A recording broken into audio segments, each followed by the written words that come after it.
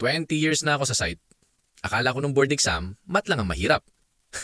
Mas mahirap palang mag-manage ng mga taong ang hilig mag-magic. Tara, silipin natin ang 10 utos ng kamalasan sa site. Una, delayed materials. On daw sa NLEX o na-flat ang truck.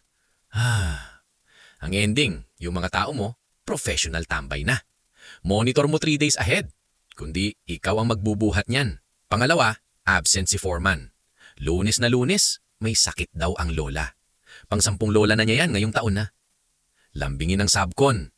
Pero huwag mong pauutangin. Pangatlo, honeycombs.